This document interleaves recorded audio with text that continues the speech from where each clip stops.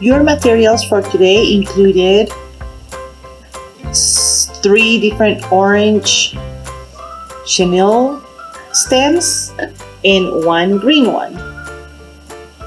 It looks blue on the video, but it's really green.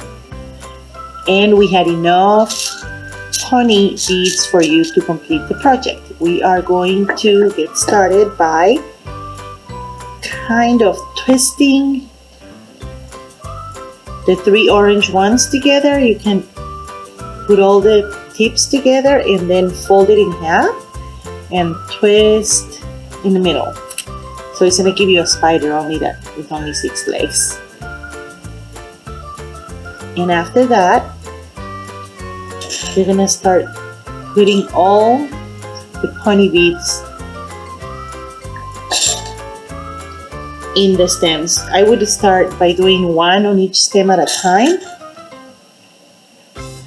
because I don't remember how many there are in the bag, but otherwise you can do the math and just divide the number by 6 and know how many beads you will be able to put on the stems. And you keep going until you are done with all of the beads.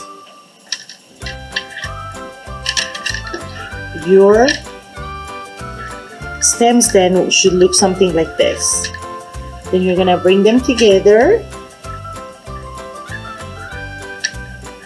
and again twist them together just a little bit. You can shape it. You can twist it, then cover it with your green one. Grab the green one, fold it in half, and tie it around the stem,